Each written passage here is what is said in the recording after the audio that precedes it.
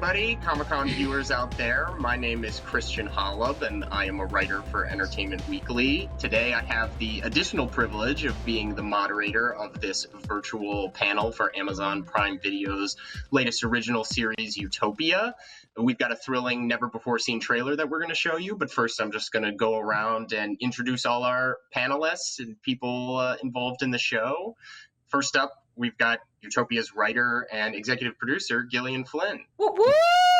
Yeah. More. And we've got John Cusack as Dr. Kevin Christie. Yeah. Hello. Rainn Wilson as Michael Stearns. Woo. Yes. Yeah. Sasha Lane as Jessica Hyde. Yeah, girl. Yes. Dan Bird as Ian. Woo. Yeah. Ashley Lathrop as Becky. Desmond Borges as Wilson Wilson. Desmond. Yeah. More. My man. Javon Wana Walton as Grant. Woo-hoo. Wanna. Yeah. And Jessica Rothe as Samantha. Yes, ma'am. So awesome to have all you guys here. Okay, and now we have a trailer to show for everybody watching, so we'll be back with you in a minute. What have you done today to earn your place in this crowded world? Utopia is a story about a rogue scientist who created biological warfare. You have no idea what the end of the world's going to bring. French cut string beans aren't going to save anybody. Everything in Utopia is real. Basement scientist inserts himself into viral pandemic. You were told not to raise interest. Things are getting dangerous. It shouldn't be long now. We all have our purpose. This is yours.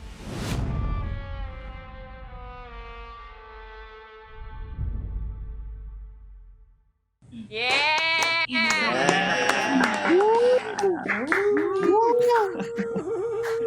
All right, well, that trailer throws a lot at us and asks a lot of questions. I'm going to go around this group and ask people about their characters and what role they have to play in the search for Utopia. I'm going to start things off with Gillian, the person with all the answers. We'll start with kind of the most basic question, I think, which is just, Gillian, what is Utopia? What is it all about here? Well, Utopia is basically, at its core, conspiracy thriller. It's about a group of comic book nerds who think that they've uncovered a possible cult graphic novel that may have the secrets to what is happening to our world right now, the state of the world that we're in. And I certainly think, even though I started this project almost 7 years ago now, trying to get it made, it never feels more resonant right now when we're all sort of seeking answers, doubting answers, asking questions, not sure, up and down, and also with that feeling that we are on the edge of, something very dark and wanting to be saved, wanting people to come in and find the answers and do something. So it was something that appealed to me from the very beginning. Awesome. Well, as you said, you've been working on it for 7 years. It was around then, 2012 or 2013, when the original version of Utopia aired on the BBC.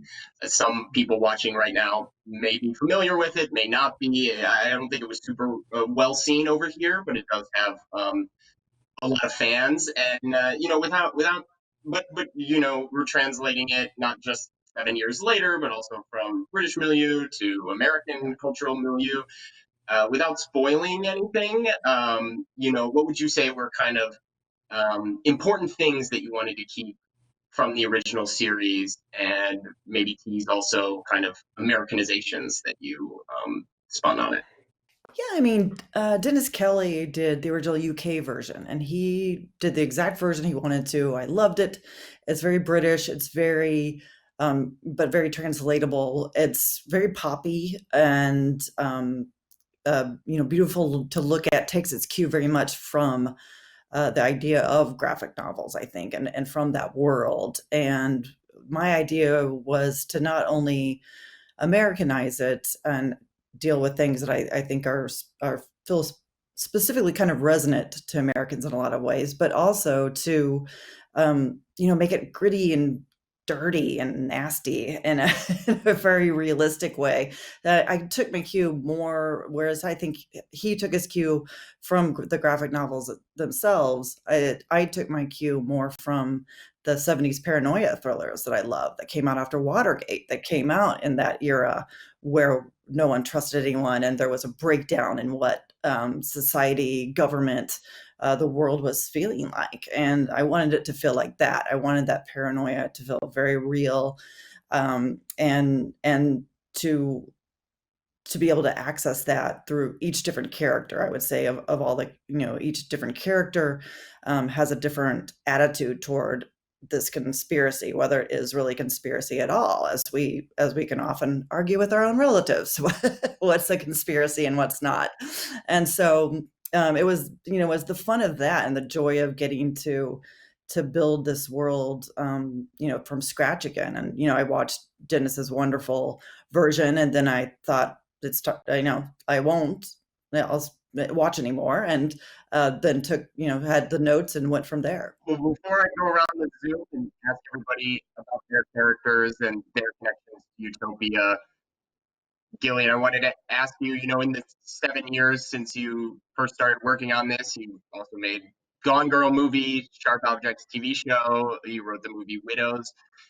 Did any of those projects influence Utopia, or was there anything you kind of learned from doing them that you were able to apply here? One thing that was really helpful was doing Widows, which I did, was the most recent film I did right before this, and was also based on a great BBC series. And when I was starting to think about doing that with Steve McQueen, we were talking about what to take, what to keep. And, what I did learn was, for me, it's all about kind of making it, respecting what you love about the original, but you really have to make it your own, or why bother doing it? Why bother remaking something if you're doing it, exactly the same? And so, again, I watched the whole series and made notes, and then turned it off and didn't go back to it, because it had to become its own thing. And if anyone who watches both versions of Widows will find that they're very different. And the same thing with this. It was, for instance, like John Cusack's lovely character was not in the BBC version. He was someone I found that felt like I was missing. We all miss John. I need someone that John could come in and play. But I needed that character. I needed a character that I wanted to feel like that American billionaire influencer, that kind of comes in and has his own idea of what the earth should look like. And so he kind of came out of the idea of that. So it was ideas like that worked for me. Well, let's jump right off that and go to you, John.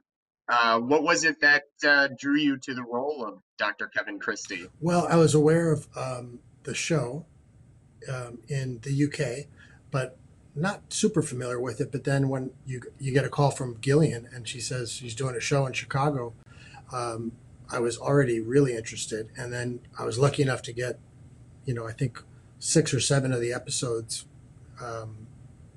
together, and I started reading them at about 4 in the afternoon, and I think I just read them till 3 in the morning. And then the next day I was like, yeah, I'm in, it's great. So it was just such amazing writing and great characters, and truly a world and sort of a take that I hadn't seen before. Really ambitious, really audacious, sophisticated, crude, shocking, funny as hell. So I was just like all in as soon as I read the scripts. You definitely make an impression in the trailer. You have the first line and the last line. Could you tell us a little bit more about Dr. Christie's world in this role in this world of the show? Christie is a character that I think Americans in the world are recognized today. He's one of these people who is at the top of the economic food chain and is trying to make the world a better place through science.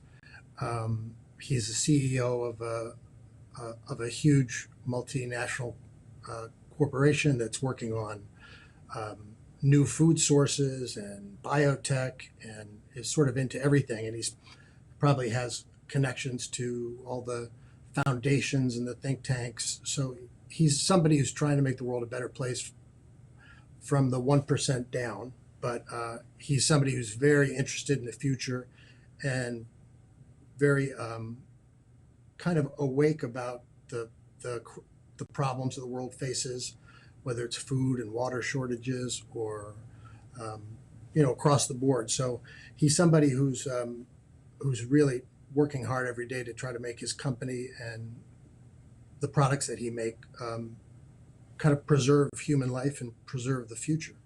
And so what he says to his family every day is, he says, what have you done to earn your place in this crowded world? So that's kind of a mantra that he repeats, so that every day people who work in his company or people that he comes in contact with feel that they have a need to be of service to the world, not just take. So he's kind of not the normal billionaire you'd see, but somebody who's trying to use science to change the world for the better. Right on. All right, I want to go to Sasha next. You play a character named Jessica Hyde. A question on the lips of many characters in this show is, where is Jessica Hyde? But I want to do a slightly different version of it, which is just, who is Jessica Hyde? Can you tell us a little bit about her?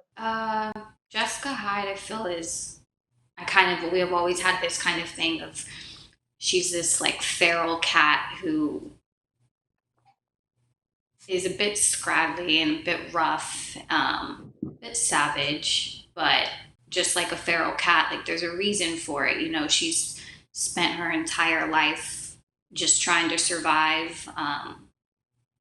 She doesn't really know much about where she comes from, or kind of where, I guess the whole point of everyone is, looking at Utopia to find these answers to save the world. And for her, she's still kind of this little girl inside, despite her appearance and kind of how she runs her life. But she's just looking to find her dad so she can get her own answers about her own self and where she comes from.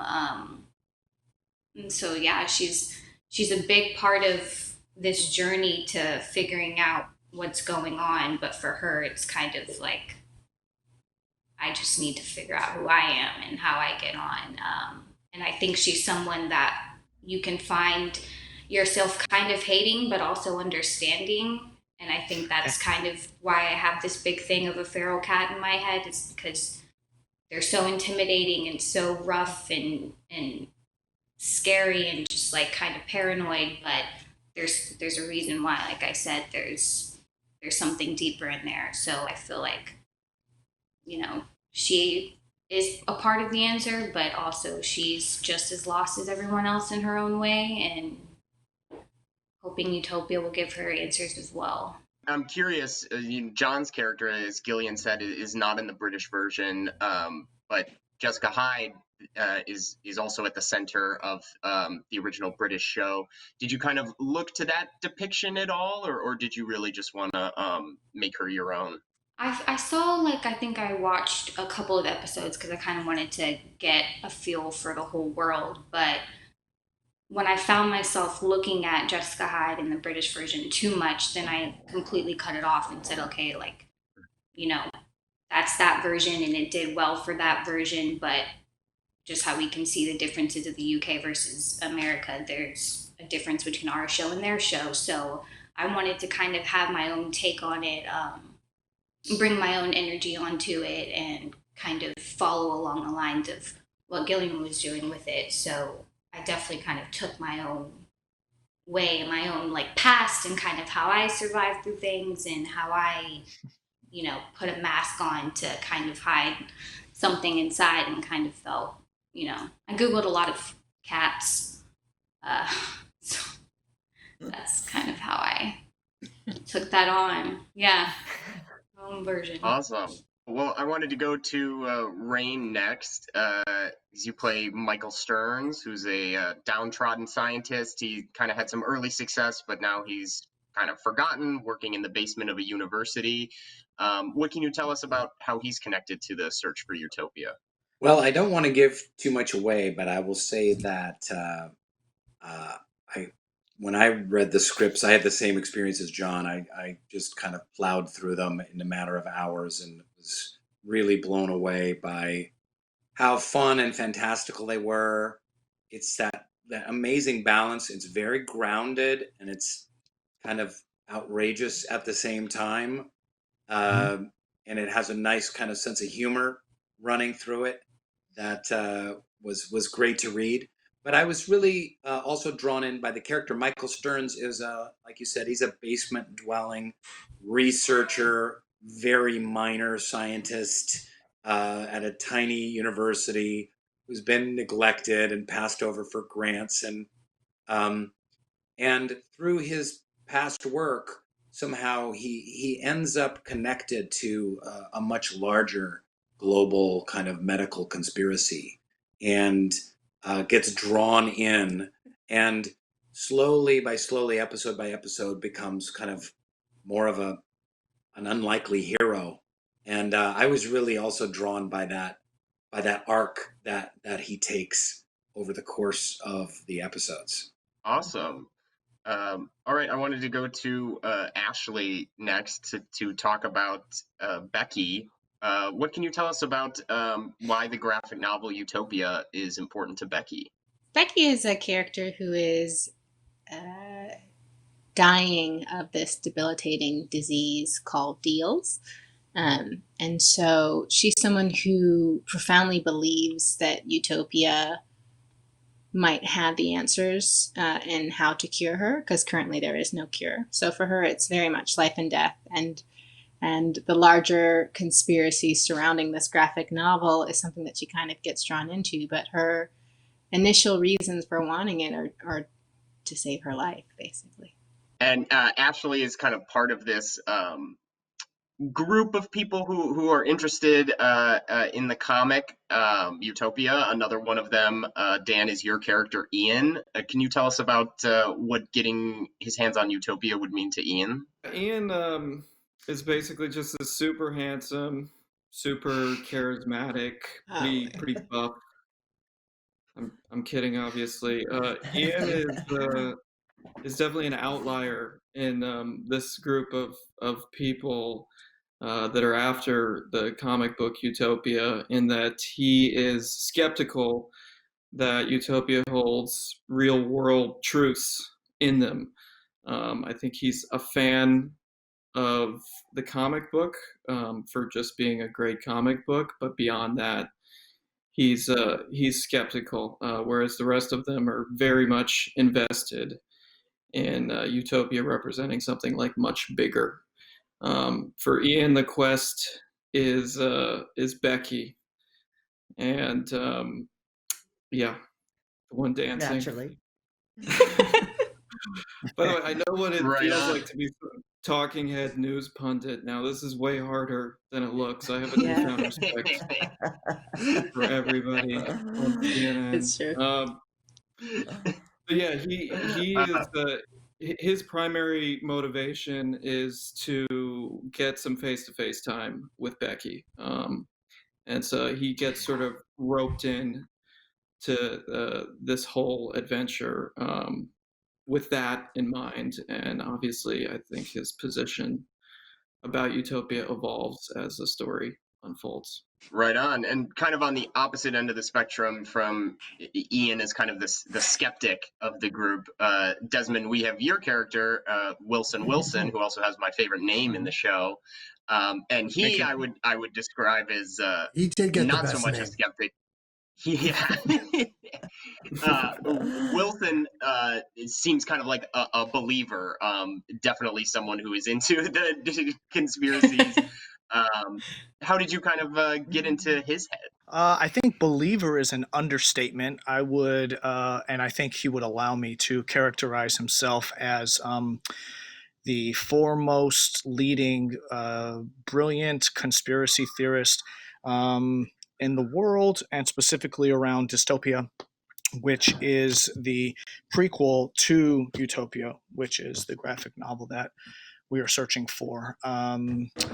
He's overall, like, the base of Wilson isn't too far from myself. Like, I grew up in a 7-flat gray stone building in Chicago off Fullerton and Sawyer in, I don't know, in the early 80s. And Wilson kind of is living in a Chicago suburb with anywhere between 8 and 10 of his relatives at one time, and may or may not have a bunker in his backyard that he built with his father. I may or may not have built a bunker outside of New York City where I cannot disclose the location because security is paramount. But as far as the world goes, with the nerds, as we call them, this is kind of like the closest group of friends that Wilson's ever have. He's pretty much a loner and a thinker and likes to muse with stickies and conspiracy theories all over his bedroom wall. And I think just being able to give a voice to someone who feels pretty voiceless is kind of cool.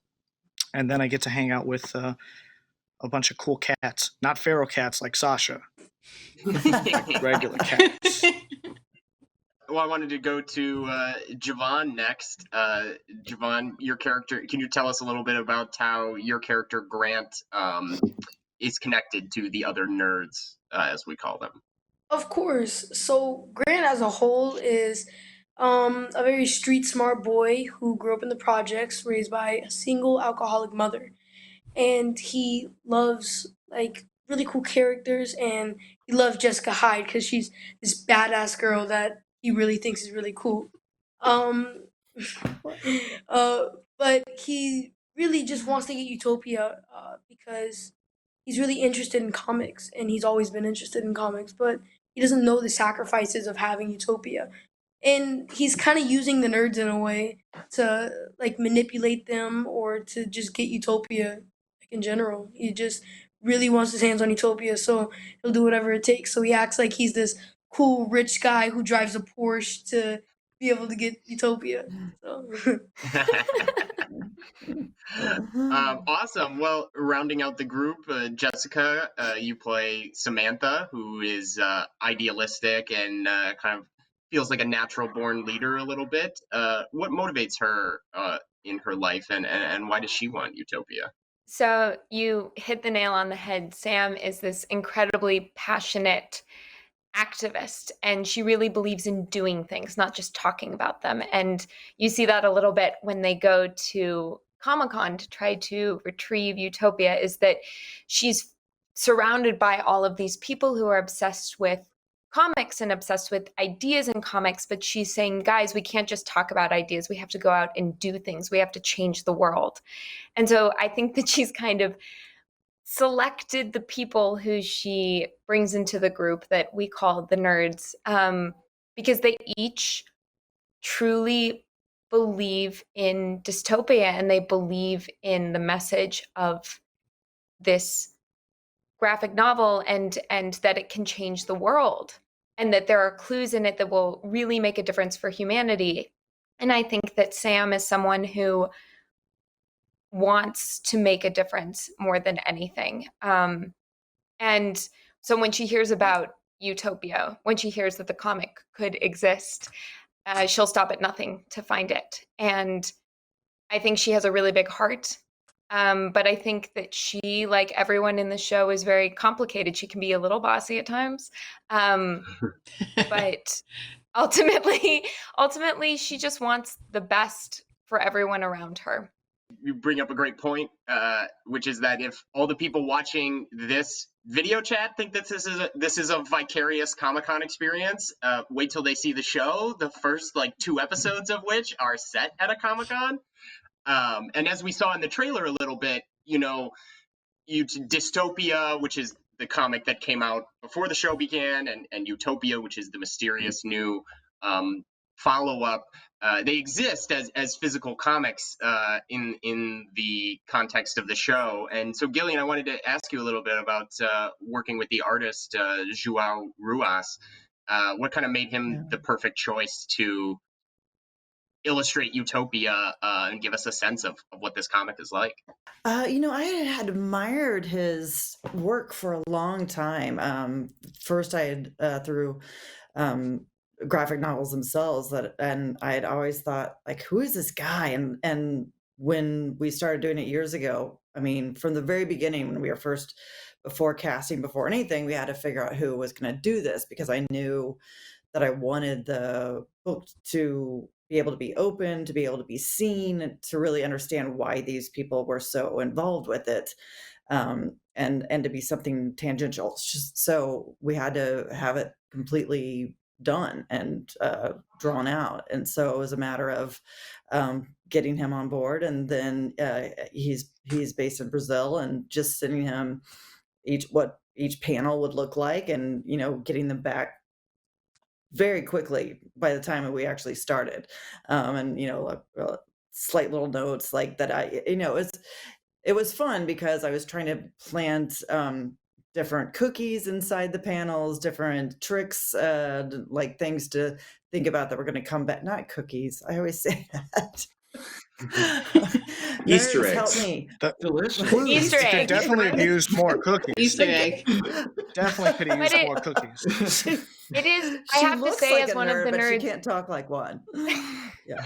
I have to say, though, as one of the nerds, it was incredible to have this artwork in front of us, because the clues are so incredibly layered into this beautiful artwork. And I think that people watching the show will have such a fun time going back when you watch it for the second, the third, the fourth time, because you'll pick up on different things. And not only is it stunning, but it's so informative. And as a character who's looking for clues, it was so fun to have the real tactile thing there. Yeah, totally. Yeah, The I show mean, in general. you got to play with it the most, probably, with your character being so into it. Like, It was really interesting as we kept going on, throughout shooting the series. We would maneuver through different sections, would kind of take us, would grab us, and would kind of like lead us down another sort of path. And when you really got to like delve into a few of these photos, like just how like beautifully rich and dark they are, just kind of, I don't know, always kind of sent chills down my spine. I don't know if anybody else got that, but when you would kind of like look, because I mean, his artwork's so beautiful. Like, you're looking into the eyes of people who are going through tremendous amounts of pain in an illustrated version, and when you spend enough time with it, it starts to become real. He also made Yeah, a did real that help? cute baby Sasha. Oh my Yeah. Oh yeah. I appreciated that. I really did. Was it easier to get into your characters' heads of looking for clues and then being kind of just enthralled by this mysterious comic when you had a mysterious comic in front of you to get enthralled by and look for clues in? Definitely. Sweet. And because the clues weren't always easy to find. Like, sometimes we actually couldn't find them. And that's so much more realistic and wonderful than it just being kind of glaringly obvious. We all, I think, perfected our reactions of having just figured out something, but not necessarily figuring out anything in real time. But as an actor, it's your job. You gotta sell it. So. Sweet. Sasha, I wanted to go back to you to ask about your feral cat of a character. Are there any characters you had played before that you thought kind of compared to Jessica Hyde in an interesting way, or kind of prepared you? I don't think so. I think it's in an odd way what really kind of made me want to do this, and what I love so much about it. It's reminded me personally of myself growing up. I was so sweet and lovable now, but I was very much like, I felt I was always in survival mode. I felt I was very cold and I wanted to shut off my emotions, but I think energy is a really big thing. And so what I kind of wanted to do with this, and what I liked about it, is unlike my other characters where it's like, give us all of this and, have all these emotions and just put them all out there. What I got to do was say less and kind of be less, and have an exterior that, performs these actions and kind of carries on the story with everyone. And, you see her there, but also if you're looking at little hints of kind of how her tone shifts or the eyes, and it kind of really brings this a bit of like compassion or empathy for someone who you would just think of like a killer or a savage or someone who is just not to be touched. And so I thought that was really cool to kind of tap into, and I thought it really helped me expand a bit. And it was like a nice change. It was nice to kind of use that form of expression versus being so, I don't know, I like inward more than I like physical. So I thought this was the perfect way to let that out. Unlike my other roles where it's like, like, yeah. So I really enjoyed it. I thought it was a good way to tap into something and make people feel past what they see with my knife, which is also really cool. But there's a heart. Speaking of drawing on your own experiences and stuff, we were talking about how this show is set in the U.S., obviously, whereas the original one is set in Britain. But it's not just set anywhere in the U.S. It's set in Chicago, which some of you have connections to. Desmond, you were just telling us about growing up in Chicago. John, you as well. Did the Chicago setting kind of help you at all? And Ashley too? Right on. Yeah. Am I I was missing No, anything? that's the wrong way. And I live That way. here. All right, amazing. I went to high yeah. school north of Chicago. I also am from Chicago suburbs, so we just got Chicago gang in this chat today. I just want to say that I was so excited to shoot in the great city of Chicago, and I will say that the actors from the Chicago acting pool that played like the guest stars and the co-stars and the supporting roles were amazing. Because the acting training in Chicago is crazy good. I mean, it's Second City and Steppenwolf and Goodman and Piven and the actors were terrific. But we didn't actually shoot in Chicago. Okay, we shot in places like Schaumburg and Downers Grove. And Manuka. So we all came to Chicago. We were so excited, and we got apartments in downtown Chicago. And then we all took Ubers, an hour and 20 minutes as far out from Chicago as you could possibly get, just on the verge of the cornfields. Well, thank you for that clarification. Any viewers from Chicago will really appreciate that, because they have a lot of opinions on what is Chicago and what isn't. But yeah, like Desmond and John, did the Chicago setting help you kind of get into your character's mindset a little bit, or imagine their lives at all? Sure. For me, it was great because, I live here, and to shoot here is just a total treat. And Gillian's from here, and so it just felt natural. And also the city's kind of undershot in a lot of ways. Like there's a lot of beautiful, weird, strange parts of Chicago that really haven't been shown. And even there's I don't know if I'll blow it or give it away, but even the Harold Washington Library, I'm sure it was used somewhere in The Dark Knight or something, but it's used really specifically in kind of a great way in this one. And so, yeah, it was really fun to shoot in Chicago for me. It's like a dream come true. Great project, great actors.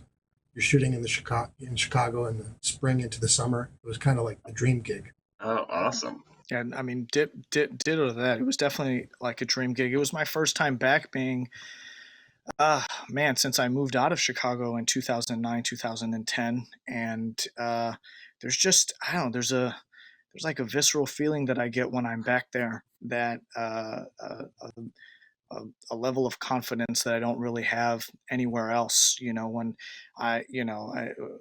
John and I were chatting about this before, about the The Last Dance, like I had the luxury of like having someone like, you know, Michael Jordan and then Oprah Winfrey like run the city when I was most impressionable then, and like they are at like such high levels of greatness that it's kind of like those are your icons and those are the people that you see every day, and so you kind of want to, I don't know, follow within those footsteps in whatever way you possibly can. So like getting back and, you know, hitting the streets and seeing places that I haven't seen in a long time, and even though like the outside shell was the same, like everything on the inside was kind of different, and I was rediscovering it again, and it was just super fun, super awesome. I'm looking forward to getting back there sometime. And I got to take my son to see 2 Cubs games, and he sat through 6 innings as a 3-year-old because he was enthralled with the hot dog vendor and the beer vendor, because he thought when he would say "goose here, goose here," he really thought the guy was like passing out gooses, and not Goose Island beer. And so that was just but overall that was an exciting experience for me, because I grew up going to Old Comiskey Park and a Wrigley Field with my pops, and so to finally be able to take my son there was just a really beautiful blessing within the beautiful world that we were creating. I had an experience of feeling a little bit displaced, actually, because we were filming, when we did actually film in the city, we were filming in locations that I didn't spend a lot of time in growing up.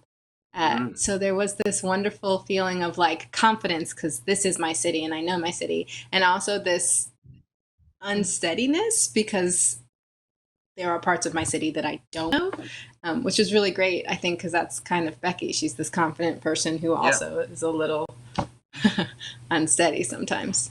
So it's cool.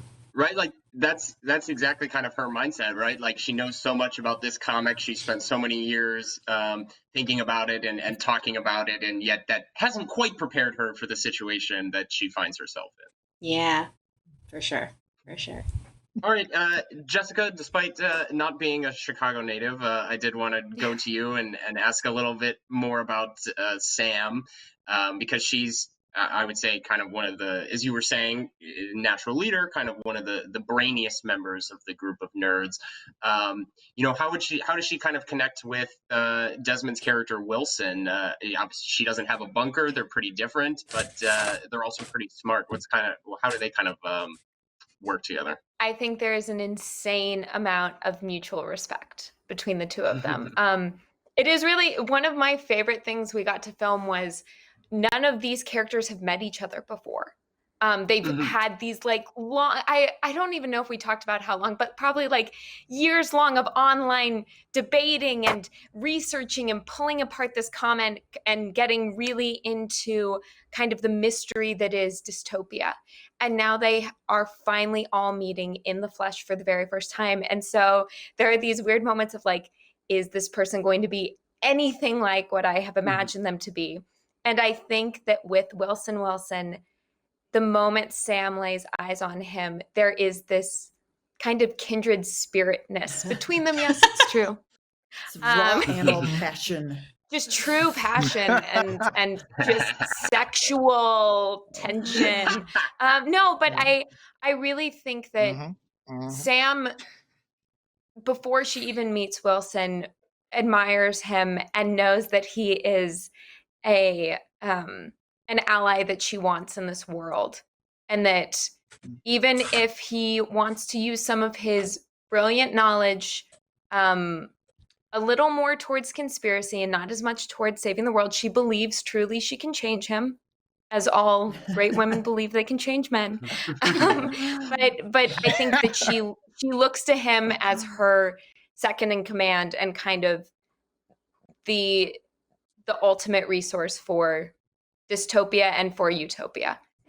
And she's really impressed by his bunker. As a gentleman, well, and as gentlemanly as Wilson can be, you know, he's definitely not suited for that, but he lets her believe she's the leader so that he can continue doing everything behind the scenes, because you can't like lead the group and And You can't be a tortured research for the genius. group. Yeah. No, not at all times.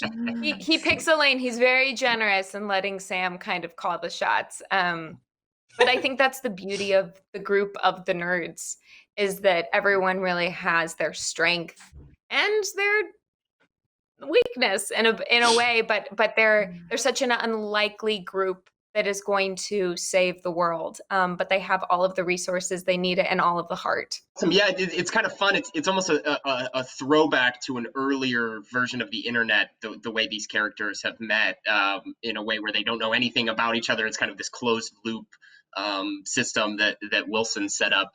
And I guess that's kind of a fun age difference thing, because I don't know, there may be people watching the show who don't remember that used to be commonplace on the internet.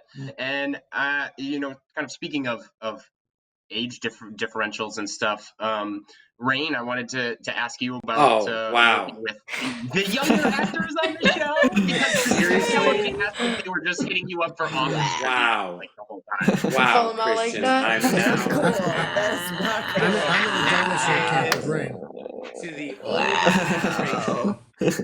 Yeah. to the. What was it like working with these young whippersnappers? Is that was the question? Yeah, exactly. Get off my lawn. I think I'm the OG nerd, so I had much to teach them about nerddom, because they're all actually pretty darn cool in real life. But I was actually a bassoon player and on the chess team, so F all y'all.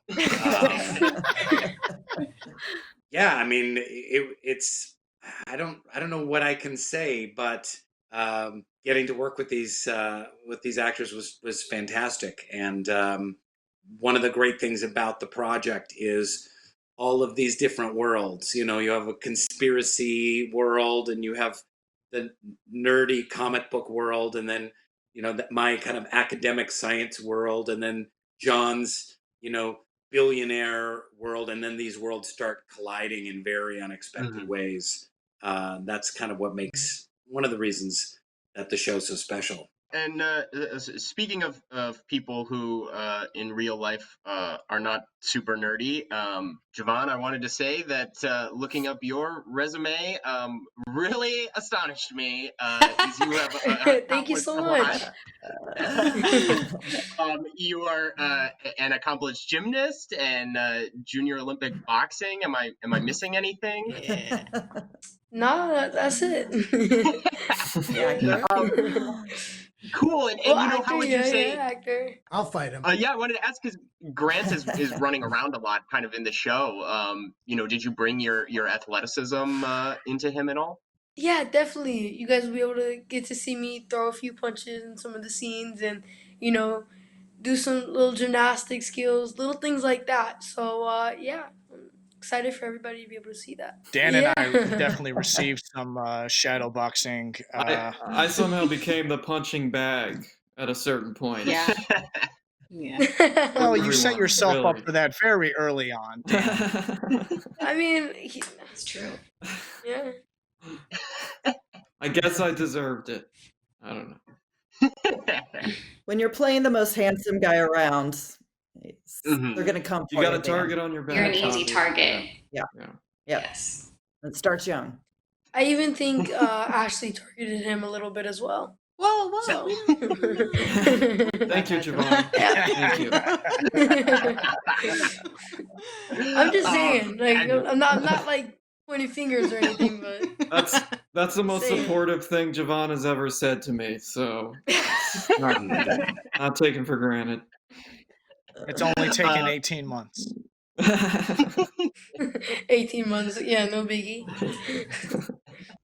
Well, Dan, you mentioned earlier that Ian's kind of main goal in the search for Utopia is getting closer to Becky. So you and Ashley share a lot of scenes, especially early on. I wanted to ask, what were kind of what was one of your favorite scenes to work on together? For me, probably all the crying ones. Really allowed me to get some stuff off my chest, and very cathartic experience for both of us, I think. Yeah, I don't know. It would be hard to pinpoint a specific scene without giving stuff away. But Ashley is tremendously talented, and I was very lucky to work alongside her in that capacity. I think my favorite scenes were probably the ones where the whole nerd crew was involved. Those were the easiest ones to kind of like slip into this alternate reality and forget, what we were doing in a good way, that we were, forget that we were actors on a set and kind of like really inhabit this world and these people. So those were probably my favorite. Yeah, and I mean, Christian, I have to say that, one of my key fears, as I was putting together this core group of people who were supposed to be my daughter painted my nails. I just I have to make that clear that You did a great job. She's 5, so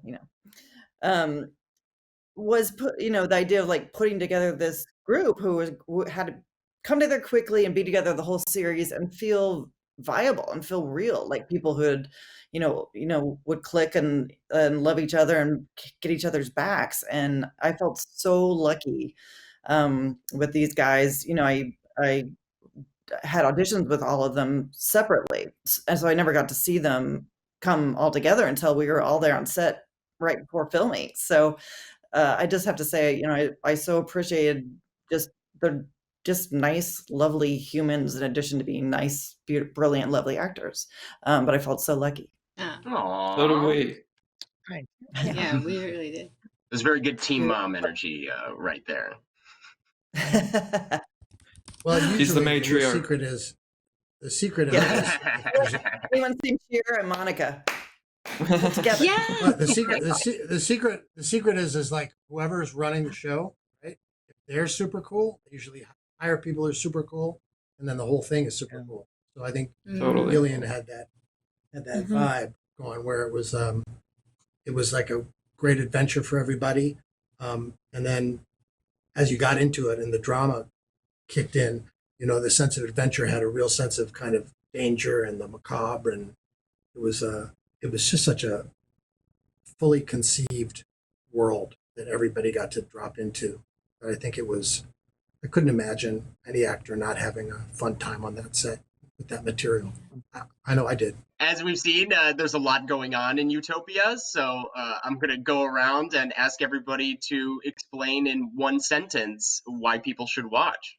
Starting with you, Gillian. You should watch because it is dark, chilling, resonant, frightening, charming, and occasionally touches the heart. I would say you should watch it because I can probably honestly, I don't know if that makes sense, but probably honestly say you've never seen anything like it before. And I think that's a bold statement, but I think it's true. Well, that's what I was going to say. I think you should definitely watch it because there isn't anything like it. And yeah, we've got real cool people and we've got a lot of gnarly things with a good laugh in it. So why not? I think Utopia is great because it's got the conspiracy thriller aspects and the action sequences, and it's got a kind of a wicked sense of humor, but it's also got a lot of heart. And I think that's what Gillian Flynn brought to the equation. Sorry to kiss your butt, Gillian, but it's true. I'll take it. I think you should watch Utopia because there are a lot of twists and a lot of fun turns in it. And if you really, really pay attention, there's a lot of hidden Easter eggs that are super, super cool. So that is the reason you will, no, I'm kidding, but the reason you should watch it. Well, I mean, by the time this comes out, everyone's going to have watched everything that's on TV because quarantine, so you should watch it. But actually, you should watch it because this world is filled with incredibly complicated, rich, beautiful characters. And we have at our head such a strong, badass leading woman in Jessica Hyde, our own Sasha. So check it out. Yo. You should watch it because A, If you don't, Wana will find you in the street and take you down. Exactly. True. Don't mean to. Yeah, exactly. B, the world is so vibrantly beautiful, thrilling, and darkly funny that after all this we've been through as a society for these past few months, you owe it to yourself to sit down with a nice cold something, whatever you choose, and just jump right in. And those are the facts. You should watch Utopia because it's dope, and it will take you on a ride and keep you there for the entirety of the episodes. Yeah, but mainly because it's dope, and you'll love it. Yeah, I agree with everything everyone else said. It is like a completely unique and distinct experience, and in today's overcrowded television landscape, that is a feat in itself. But on top of that, it's full of rich characters, a great, dark, fun, conspiratorial story, and all these lovely faces on this screen. So, stop. All good reasons to watch. Dan, you sounded so much like John Landgraf at the beginning of that. Also, if you subscribe to Amazon Prime, not only do you get to watch Utopia, you get dog food and socks like the next day. It's crazy. Awesome. Well, that feels like a good note to end on to me, unless there was anything any of you guys wanted to add about your characters or anything you want the viewers to know right now. Yeah, I just want to say that my character is the best character. Cool. Well, thank you guys so much for doing this panel. Thanks to everyone out there for joining us and hanging out to learn a little bit more about Utopia. It'll premiere on Amazon Prime Video this fall 2020. So thank you guys all again. Thank you. Thank you. Thank you. Peace. Bye.